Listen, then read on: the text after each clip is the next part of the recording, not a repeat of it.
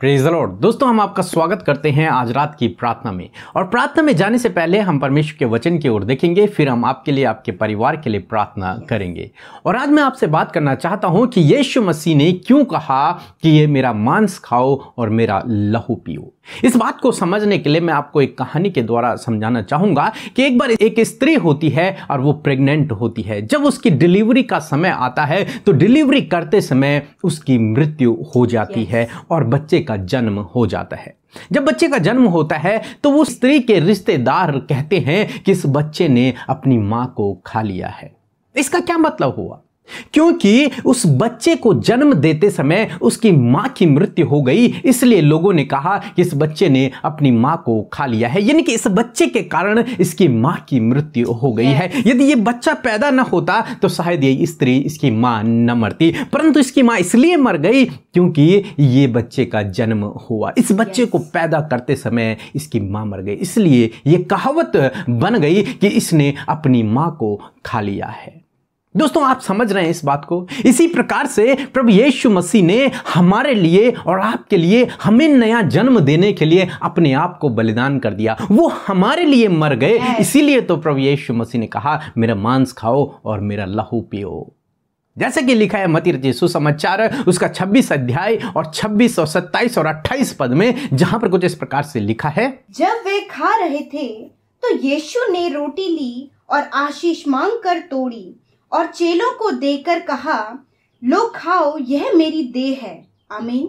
दोस्तों, यहां पर एक बात समझने योग्य है कि ये बात तब प्रभु यीशु मसीह कह रहे हैं जब प्रभु यीशु मसीह जीवित हैं। अभी प्रभु यीशु मसीह को क्रूस पर नहीं चढ़ाया गया है, वो जीवित हैं और अपने चेलों के साथ में भोजन कर रहे हैं। तब लिखा है प्रभु यीशु मसीह ने रोटी को लिया और उसे तोड़ा और अपने चेलों को दिया और कहा, इसे खाओ, ये मेरी देह है। बहुत से लोग कहते हैं कि शायद प्रभु यीशु मसीह ने अपना मांस उन्हें खाने के लिए दिया। क्या ये हो सकता है एक जीवित आदमी अपना मांस काटे और किसी को खाने के लिए दे और लोग उसे खुशी खुशी खा लें? ये नहीं हो सकता।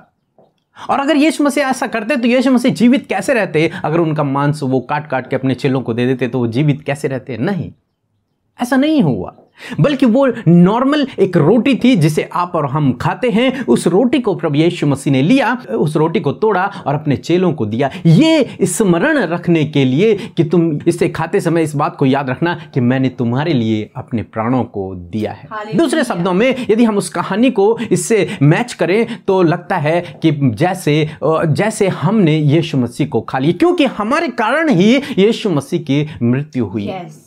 यीशु मसीह की मृत्यु इसीलिए हुई क्योंकि उसने मनुष्य जाति के लिए अपने आप को बलिदान किया, हम सब के लिए अपने आप को बलिदान किया, ताकि हमारा नया जन्म हो, ताकि हमारा जन्म हो, हमारा मेल परमेश्वर से हो, हमारे गुनाह क्षमा हो। इसीलिए वो कहता है कि ये मेरी देह है, इसे खाओ। वो रियली में अपनी देह को, अपने शरीर को नहीं दे रहा, केवल रोटी को दे रहा है, लेकिन कह रहा है क्योंकि मैं तुम्हारे कारण अपने प्राणों को दे रहा हूं, इसका मतलब तुम मुझे खा रहे हो। आगे हम देखते हैं, आगे परमेश्वर का वचन क्या कहता है। फिर उसने कटोरा लेकर धन्यवाद किया और उन्हें देकर कहा, तुम सब इसे पियो, क्योंकि यह वाचा का मेरा लहू है जो बहुतों के पापों की क्षमा के लिए बहाया जाता है। आमीन।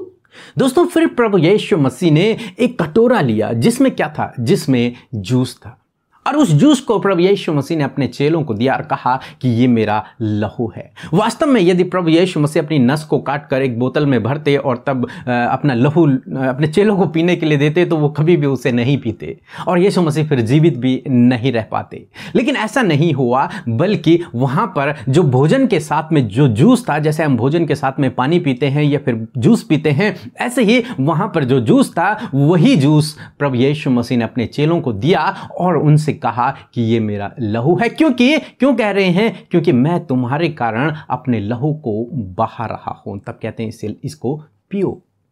तो वो लहू नहीं दे रहे हैं बल्कि जूस ही दे रहे हैं, परंतु उन्हें इस बात को स्मरण दिला रहे हैं कि मैं तुम्हारे लिए अपने शरीर को दे रहा हूं, मैं तुम्हारे लिए अपने लहू को दे रहा हूं। तुम इस बात को याद रखना। जैसे कि दोस्तों आपने बिच्छू के बारे में सुना होगा, जब बिच्छू की मां अपने बच्चों को जब जन्म देती है तो वो बहुत छोटे होते हैं कि वो अपने आप से शिकार नहीं कर पाते या फिर वो अपने आप से भोजन नहीं ढूंढ सकते। इसलिए बिच्छू उन्हें अपने पीठ पर बिठा लेती है और उन्हें एक स्थान, सुरक्षित स्थान पर लेकर के चली जाती है। तब तक अपने पीठ पर उन बच्चों को रखती है, अपने शरीर पर उन बच्चों को चिपका के रखती है जब तक कि वो बच्चे बड़े नहीं हो जाते। और जानते हैं दोस्तों इस बीच में क्या होता है? इस बीच में वो जो बच्चे होते हैं वो अपनी मां को खाना शुरू कर देते हैं और धीरे धीरे अपनी मां को पूरा खा लेते हैं, उसके पूरे शरीर को खा लेते हैं जब तक कि उसकी पूर्ण रूप से मृत्यु नहीं हो जाती और बच्चे जवान नहीं हो जाते हैं। जब वो समझते हैं कि अब हमने पूरा खा लिया है तब वो बड़े हो जाते हैं, फिर वो शिकार पर निकलते हैं या फिर अपने भोजन की तलाश में निकलते हैं। तो जब तक बच्चा बड़ा होता है तब तक उसकी मां उसे अपने पास रखती है, ये जानते हुए कि ये मेरे बदन को खा लेगी। और सारे बच्चे, लगभग 100 बच्चे एक बिच्छू जन्म देती है और वो 100 बच्चे मिलकर अपनी मां को खा लेते हैं। तो यहां पर क्या हुआ? उस मां ने अपने बच्चों को जन्म देने के लिए अपने शरीर को बलिदान कर दिया, अपने लहू को बलिदान कर दिया। एक तरीके से उसके बच्चों ने उसे पूर्ण रूप से खा लिया। यही तो प्रभु यीशु मसीह यहां पर हमें सिखा रहे हैं कि मैं तुम्हें जन्म देने के लिए, तुम्हारा नया जन्म देने के लिए, तुम्हारा मेल परमेश्वर से करने के लिए, तुम्हारे गुनाहों की क्षमा करने के लिए, तुम्हें अनंत जीवन देने के लिए अपने देह को और अपने लहू को दे रहा हूं। मैं बलिदान हो रहा हूं। इसका मतलब तुमने मुझे खाया है या फिर तुम मुझे खाओ।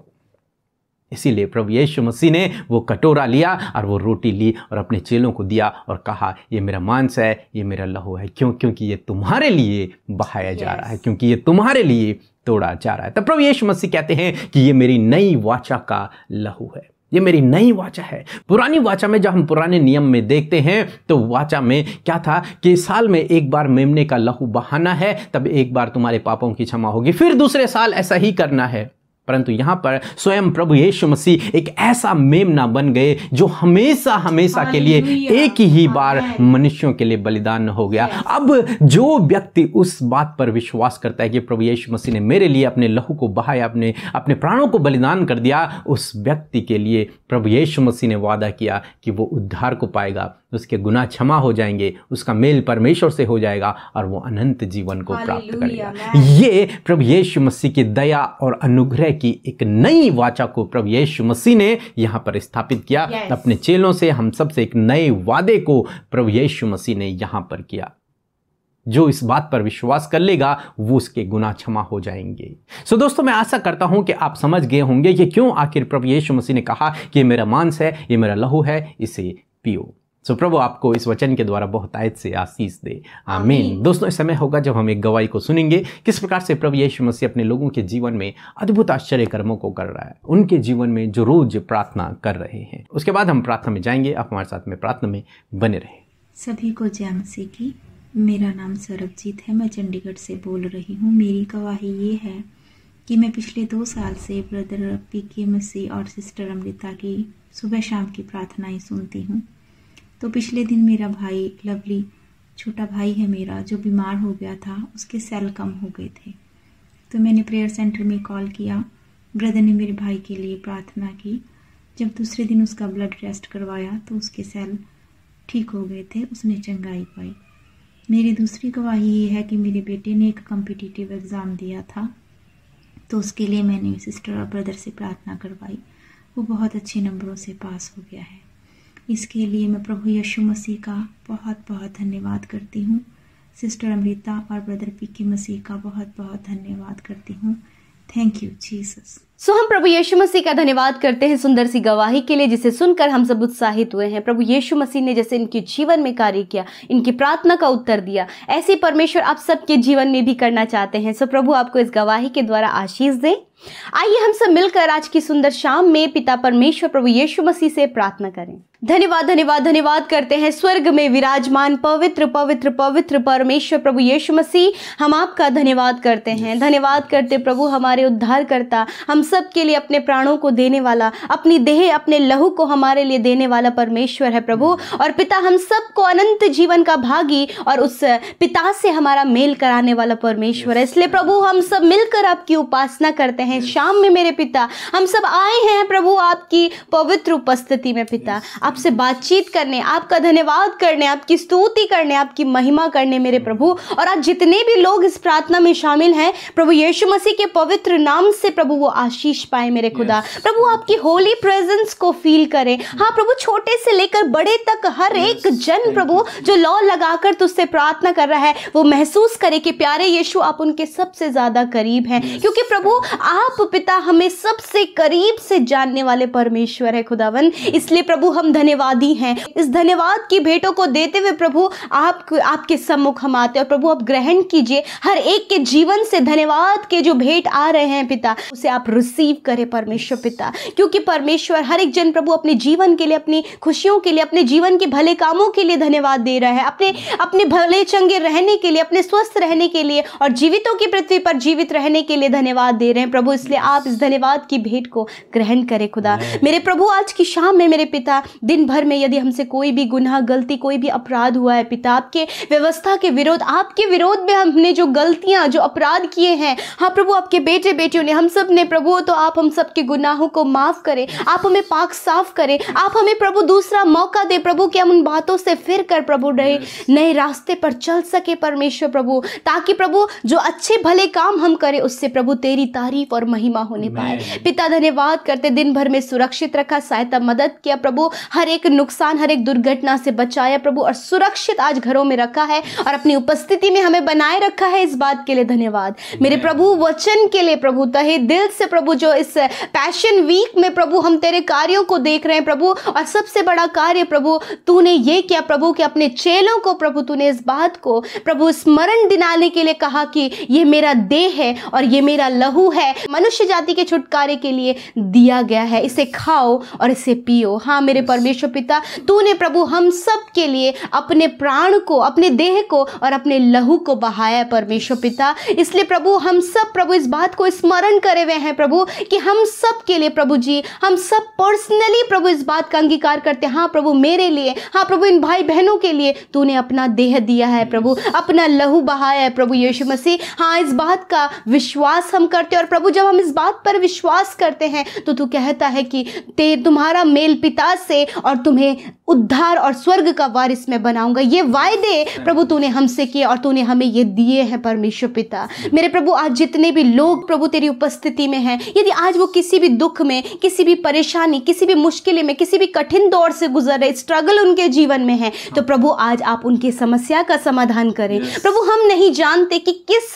प्रभु सिचुएशन से प्रभु होकर वो गुजरे पिता, परंतु पिता इस समय वो अपने मुंह को खोलकर उसे बयां कर रहे हैं, आपसे अपने मन की बातों को वो शेयर कर रहे हैं। प्रभु आप उनके जीवन में कार्य करें। हाँ प्रभु इन बहनों के, इन भाइयों के, बुजुर्गों के, प्रभु नौजवानों के जीवन में कार्य करें प्रभु। जब उन्होंने अपने दुख को तुझसे बयां किया है, इनके दुखों को आनंद में बदले प्रभु यीशु, इनकी संकट, परेशानी, मुश्किलों को, विरोध को दूर करें और इनकी सहायता और मदद करें पिता, क्योंकि तू ही तो हमारा सहायक है पिता। लॉर्ड जीसस आज की शाम में प्रार्थना करते प्रभु, बहुत से ऐसे भाई बहन प्रभु जो अपने बच्चों के लिए, अपने आप के लिए, परिवार के व्यवस्थित होने के लिए प्रभु परेशान और चिंतित हैं कि कैसे करके हम मैनेज करें। प्रभु आप उनकी सहायता करें, आप उनकी मदद कीजिए प्रभु। जिनके घर परिवारों में बहुत ज़्यादा कलेश, बहुत ज़्यादा लड़ाई झगड़ा, अशांति, मेल मिलाप नहीं है प्रभु, ये सारी सिचुएशन से होकर वो गुजरे, तो पिता आपसे दुआ है कि सहायता करे कि उस परिवार में तेरा आनंद, तेरा प्रेम और तेरा मेल मिलाप आए मेरे परमेश्वर।